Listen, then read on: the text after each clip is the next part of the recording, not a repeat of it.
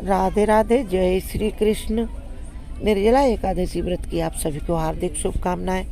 निर्जला एकादशी व्रत की पौराणिक कहानी सुनने से आपको सभी 24 एकादशियों के व्रत करने का पुण्य फल प्राप्त होगा और आपको श्री हरि विष्णु की कृपा मिलेगी, साथ में माता लक्ष्मी की कृपा मिलेगी।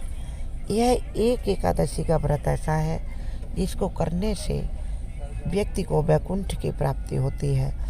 राजा युधिष्ठिर बोले कि हे वासुदेव कृष्ण, आपने हमें अपरा एकादशी व्रत की कथा सुनाई, उसकी पूजा विधि एवं पौराणिक महत्व बताया। अब आप हमें निर्जला एकादशी के व्रत के बारे में बताइए।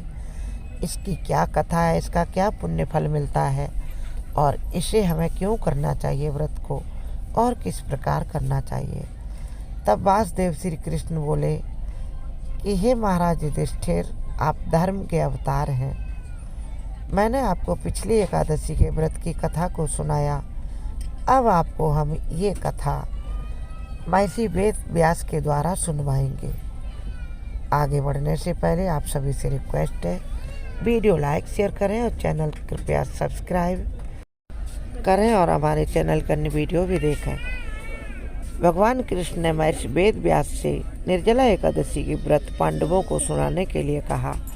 उससे पहले भीमसेन बोले, हे पितामह, हे व्यास देव जी महर्षि, हमसे युधिष्ठिर, माता कुंती, नकुल, सहदेव और द्रौपदी सभी एकादशियों का व्रत करने के लिए कहते हैं। सभी लोग इस व्रत को करते हैं। साल भर की 1 महीने में 2 एकादशी आती है। सभी व्रत करते, लेकिन मुझसे यह व्रत नहीं होता, क्योंकि हे पितामह, मेरे उदर में ब्रक नाम की अग्नि है जो बहुत भोजन करने से शांत होती है। मैं एक बार भोजन करके भी नहीं रह सकता हूँ, फिर पूरे दिन निराहार कैसे रह सकता हूँ। इसलिए हे पितामह, यदि कोई एक ऐसा व्रत हो जिसको करने से मुझे साल के पूरी 24 एकादशी का फल प्राप्त हो जाए, तो ऐसा कोई व्रत आप हमें बताएं। तब महर्षि वेद व्यास कहते हैं कि हे भीमसेन सुनो, ज्येष्ठ मास के शुक्ल पक्ष की एकादशी में जब सूर्य वृष या मिथुन राशि में होते हैं, उस समय जो एकादशी आती है, उस एकादशी का बहुत अधिक महत्व है। उसको निर्जला एकादशी कहते हैं। इसमें तुम्हें जल भी नहीं पीना है और जल मुख में सिर्फ उतना रखना थोड़ा सा, जिससे आप आचमन या कुल्ला कर सकें। इसके अलावा जल मुख में नहीं रखना है। इस एक व्रत को करने से तुम्हें वर्ष भर की सभी एकादशी के पुण्य फल की प्राप्ति होगी। यह सुनकर भीमसेन कहते हैं, हे पितामह, मैं कोशिश करूँगा कि ज्येष्ठ मास की शुक्ल पक्ष की एकादशी का व्रत मैं निर्जल कर सकूं।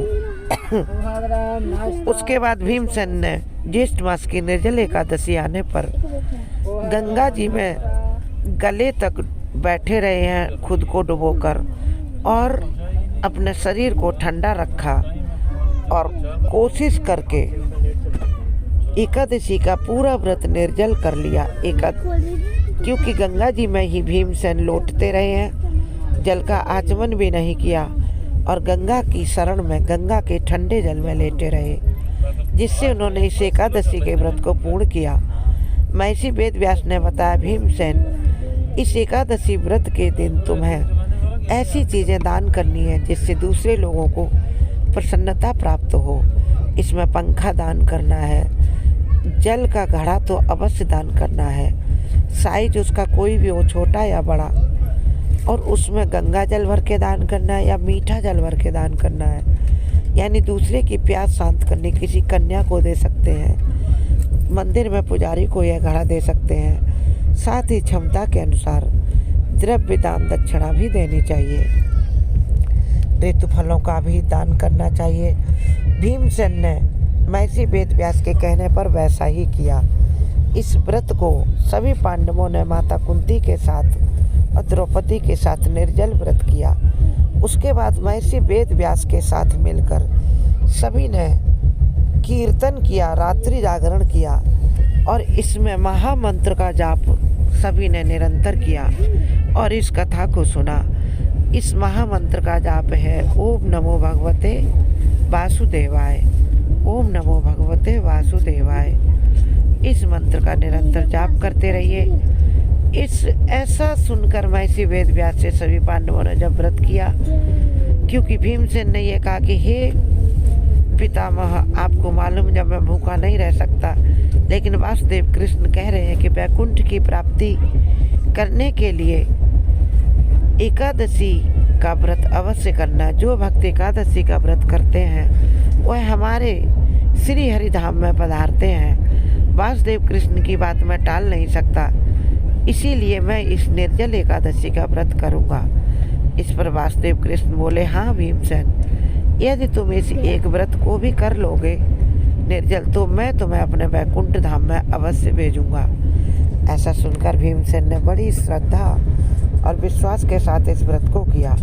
जो भी इस व्रत को पूरी श्रद्धा विश्वास के साथ अपनी क्षमता के अनुसार करेगा, यदि आप पूरे दिन नहीं रह सकते हैं, नियम व्रत का ये कहता है कि एकादशी के दिन सूर्योदय से आधा घंटे पहले से लेकर दूसरे दिन एकादशी के सूर्योदय के बाद 1 घंटे के बाद 1 घंटे के बीच में ही व्रत का पारण करना है। सूर्योदय से पहले व्रत का पारण नहीं करना है। तो इस एकादशी का 24 एकादशियों के बाद के समान पुण्य फल प्राप्त होगा व्रत के समान। और अधिक मास की एकादशी आती है, उस वर्ष में 26 एकादशी के व्रत के बराबर पुण्य लाभ प्राप्त होगा। इसलिए इस एकादशी का व्रत हर सनातनी को करना चाहिए और इस कथा को सुनना चाहिए।